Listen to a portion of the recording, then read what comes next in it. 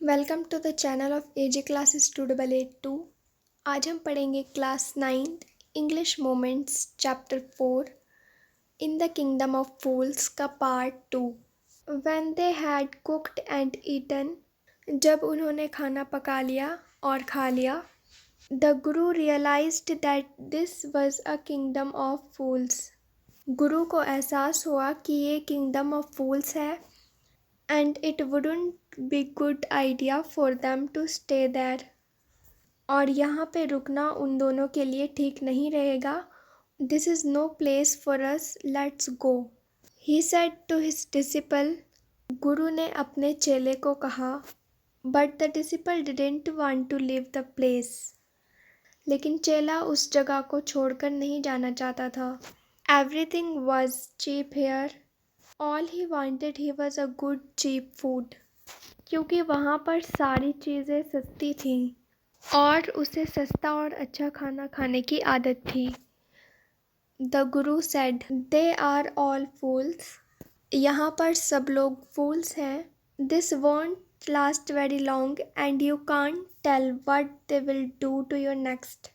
यह सब ज़्यादा लंबे टाइम तक नहीं चलेगा और तुम बता भी नहीं सकते ये अगली बार तुम्हारे साथ क्या करेंगे। But the disciple wouldn't listen to the guru's wisdom. लेकिन चेला गुरु की अक्लमंदी भरी बातों को सुन नहीं रहा था। He wanted to stay. वो रुकना चाहता था। The guru finally give up and said. गुरु ने आखिरकार हार मान ली और कहा, do what you want, I am going and left. तुम्हें जो करना है करो, मैं जा रहा हूँ। और वह चले गए। The disciple stayed on. चेला उसी शहर में रुका रहा। Ate his fill every day. वह रोज पेट भर के खाना खाता था। Bananas and ghee and rice and wheat. केले खाता, घी चावल गेहूँ खाता। And grew fat like a street side sacred bull. और वह गलियों के सैक्रेड बुल की तरह मोटा हो गया।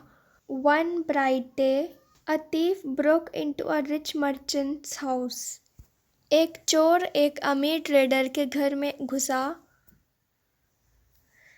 He had made a hole in the wall and sneaked in। चोर दीवार में छेद करके अंदर घुसा। And as he was carrying out his loot, और जब वह चोरी कर रहा था, अपनी लूट कर रहा था, the wall of the old house collapsed on his head। उस पुराने घर की दीवार चोर के सर पे गिर गई।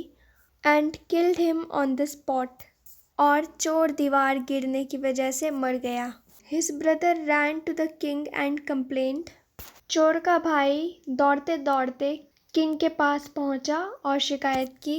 योर हाइनेस, ए महाराज, when my brother was pursuing his ancient trade, a wall fell on him and killed him. जब मेरा भाई अपना पुराना बिजनेस कर रहा था और उस पर दीवार गिर गई और वह मर गया। This merchant is to blame.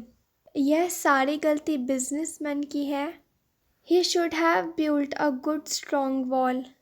उसको एक अच्छी और स्ट्रॉन्ग दीवार बनवानी चाहिए थी। You must punish the wrongdoer. आपको गलत करने वालों को पनिशमेंट देनी चाहिए। And compensate the family for this injustice. और फैमिली को मुआवजा मिलना चाहिए नाइंसाफ़ी के लिए, यानी हमारे साथ जो गलत हुआ है। मेरा भाई मारा गया दीवार गिरने से। The king said. किंग ने कहा, जस्टिस विल बी डन।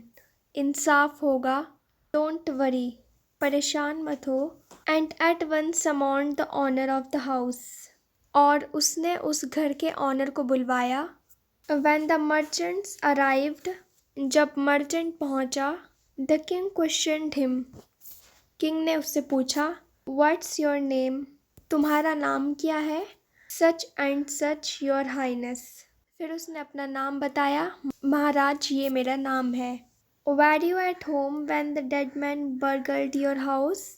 क्या तुम घर पर थे जब वह चोर घर के अंदर घुसा चोरी करने के लिए? Yes my Lord. हाँ मेरे Lord. He broke in and the wall was weak. It fell on him. वह घर के अंदर आया और दीवार कमज़ोर थी और दीवार उस पर गिर गई. The accused pleads guilty. जिसको ब्लेम किया गया है उसने अपनी गलती मान ली है. Your wall killed the man's brother. तुम्हारी दीवार ने इस आदमी के भाई को मार डाला. You have murdered a man. तुमने एक आदमी का मर्डर किया है. We have to punish you. हमें तुम्हें सज़ा देनी पड़ेगी.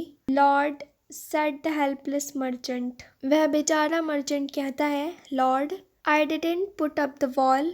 मैंने दीवार नहीं बनाई. It's really the fault of the man who built the wall. असल में ये उस आदमी की गलती है जिसने दीवार बनाई है. He didn't build it right.